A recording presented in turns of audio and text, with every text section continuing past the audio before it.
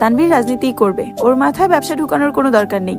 শনিবারই অফিসে আসবো আমি একাই সব দিক সামলাতে পারবো। তোমরা দয়া করে তানভীরকে মুক্তি দাও, নিজের মতো করে রাজনীতিটা করতে দাও ওকে। তোমার শর্ত যেমন আমি মেনে নিয়েছি, তোমাদেরকেও আমার একটা শর্ত মানতে হবে। সেটা হলো আমি আমার মন মতো কাজ করব। আমার যখন যেখানে প্রয়োজন হবে নিজের কাজ গুছিয়ে আমি চলে যাব, তখন আমাকে কোনো প্রকার বাধা দিতে পারবে না কেউ। দরকার হলে 2 অফিসের কাজ শেষ করে আমি রাত 12টায় বা 2টায় বাসায় ফিরবো, এমনকি নাও ফিরতে পারি। এতে তোমাদের যেন মাথা ব্যথা না হয়। একদমে কথাগুলো বলে কোনো দিকে না তাকিয়ে দ্রুত পায়ে বাসা থেকে বের হয়ে যায় আবির। আলী আহমদ খান কয়েক মুহূর্ত দাঁড়িয়ে কোনো কথা না বলে রুমের দিকে হাঁটা দেন। পিনপতন নীরবতা বাড়িতে। সোফায় বসে আছেন মোজাম্মেল খান। কাছেই 3 যা একজন আরেকজনের দিকে তাকাচ্ছে বারবার। তাদের আবিরের প্রতি পূর্ণ বিশ্বাস আছে, কিন্তু সমস্যা হচ্ছে বাহিরের দুনিয়া সামলাতে গিয়ে নিজের প্রতি না যত্নহীন হয়ে পড়ে ছেলেটা। এটাই তাদের চিন্তার বিষয়। নিচে উপস্থিত মানুষগুলোর মধ্যে চিন্তার ছাপ দেখা গেলেও উপরে দাঁড়িয়ে এক প্রকার বিনোদন উপভোগ করছিল মেঘ। যেই বড় আব্বুর কথার উপর কারো কথা চলে না, আজ ওনার সাথে টক্কর দেওয়ার মানুষ এসেছে। বাবা ছেলে কি শর্তটাই না দিচ্ছে, যেমন বাবা তেমন ছেলে। এসব ভেবেই হাসি পাচ্ছে মেঘের। হঠাৎ করে হাসিটা গায়েব হয়ে মুখটা ভারী হয়ে গেল মেয়েটার, আর ফিসফিসিয়ে বলতে শুরু করলো, নিজে তো হিটলার, সাথে আমার ভাইটাকেও বড় গুন্ডা বানাতে চাচ্ছে। কি সুন্দর উৎসাহ দিচ্ছে। এত বছর ভাইয়ের জ্বালায় জীবনটা তেজপাতা, এখন আবার আরেকজনের আবির্ভাব হলো। কপালটা খারাপ আমার। এখন নিচে যাওয়ার পরিস্থিতি নেই, তাই বিড়বিড় করতে করতে রুমে ঢুকতে যাবে, হঠাৎ চোখ পড়ে আবির ভাইয়ের রুমের দিকে। এক রাশ হতাশা নিয়ে রুমে ঢুকে যায় মেঘ।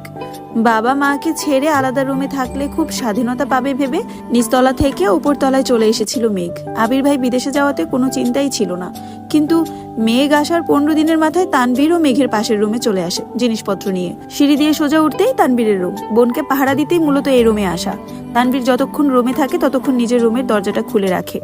মেঘ সিঁড়ি দিয়ে দৌড়ে উঠতে গেলেও ভাইয়ার কথা ভেবে আস্তে ধীরে ওঠানামা করে। বর্তমানে মেঘের অবস্থা নাজেহাল, কারণ তার এক পাশে আবির ভাইয়ের রুম, আরেক পাশে তানভীর ভাইয়ের রুমের পরের মিমের জন্য ঠিকঠাক করা হচ্ছে।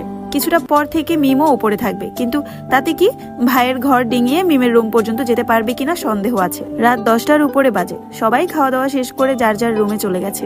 আবির ভাই এখনো বাড়ি ফিরেনি। মালিহা খান সোফায় বসে অপেক্ষা করছেন ছেলের জন্য। 10 থেকে 15 মিনিট পর বাড়িতে ঢুকলেন আবির আর তানভীর। মাকে বসে থাকতে দেখে কিছুটা রাগান্বিত হলো ছেলেটা। আম্মু, তুমি আমার জন্য এভাবে রাত জেগে বসে থেকো না প্লিজ। আমি নিজের মতো করে খেয়ে নিব। তোর বউ আসলে আর অপেক্ষা করব না তোর জন্য, সহসা উত্তর দিলেন মালিহা খান। বড় আম্মুর কথা শুনে সশব্দে হেসে উঠল তানভীর।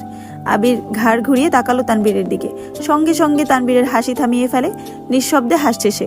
তানভীর বরাবরই ভীতু প্রকৃতির।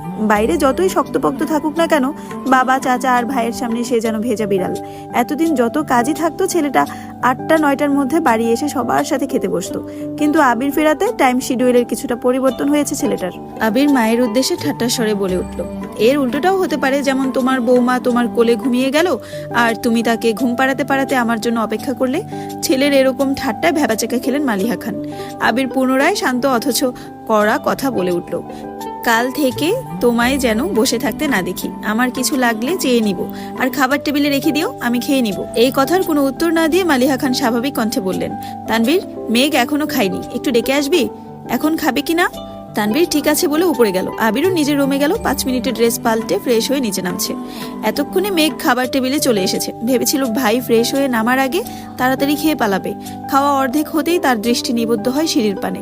কালো টি শার্ট আর ট্রাউজার পরে হাতে মোবাইল নিয়ে আপন মনে নামছে আবির। মেঘ সরু চোখে নিরীক্ষণ করছে আবিরকে। মানুষটাকে দেখে হৃদয় স্পন্দন বাড়তে লাগলো মেঘের। এখন সে স্পষ্ট অনুভব করছে তার বুকের ভেতরে কিছু একটা হচ্ছে, কিন্তু বোধগম্য হলো না কি হচ্ছে। নিজের অজান্তেই বুকের বাঁ পাশে হাত রাখলো মেঘ। অনুভব করলো কিছু একটা অনবরত নৃত্য করছে বুকের ভেতরে। আবিরের চেয়ার টেনে বসার শব্দে ঘোর কাটলো মেঘের। সব এগে হাত নামিয়ে আনলো বুক থেকে। আবির মেঘের ঠিক বিপরীত চেয়ারটায় বসেছে। মেঘের ছোট্ট বুকটা অনবরত কেঁপেই যাচ্ছে। চোখ তুলে তাকাতে পারছে না মেয়েটা। শরীর কাঁপাকাঁপি আর হৃদস্পন্দনের লাফালাফিতে সে বিদিষ্ট, দিশেহারা অবস্থায় অষ্টাদশীর। ইচ্ছে করছে ছুটে পালিয়ে যেতে আবিরের সামনে থেকে, কিন্তু পারছে না। মনে হচ্ছে পায়ে শিকল দিয়ে বাঁধা। মালিহা খান হঠাৎ মেঘের হাতে হালকা ধাক্কা দিলেন। কি রে, কি হলো তোর? দ্বিতীয়বার ঘোর কাটলো মেঘের। তৎক্ষণাৎ স্বাভাবিক হওয়ার চেষ্টা করলো। কাপা কাপা গলায় বলল, কিছু না। এই বলে পুনরায় খাওয়ার চেষ্টা করলো, কিন্তু এবার আর গলা দিয়ে খাবার নামছে না মেঘের। গলা শুকিয়ে কাঠ হয়ে গেছে। কাপা কাপা হাতে গ্লাস নিয়ে ঢকঢক করে অর্ধেক গ্লাস পানি নিমিশেই শেষ করে ফেললো মেঘ। আবির আপন মনে খাচ্ছে, সামনে বা আশেপাশে কি হচ্ছে এসব দেখার প্রয়োজন মনে করলো না সে। এই জগতের সবকিছু তার আগ্রহ সৃষ্টি করতে অক্ষম। আবিরের গা ছাড়া ভাব দেখে কিছুটা স্বাভাবিক হয়ে খাওয়া শুরু করলো মেঘ। মাঝখানে এক পলকের জন্য তাকিয়েছিল আবিরের দিকে। কালো টি শার্টে মুখটা কত মায়াবী লাগছিল। এলোমেলো চুল, খাওয়ার স্টাইল দেখে দ্বিতীয়বারের মতো ক্রাশ খেলো অষ্টাদশী। কে বলতে পারে 2 দিন আগে পর্যন্ত আবিরের কোনো স্মৃতি ছিল না মেঘের মনে, মস্তিষ্ক জুড়ে।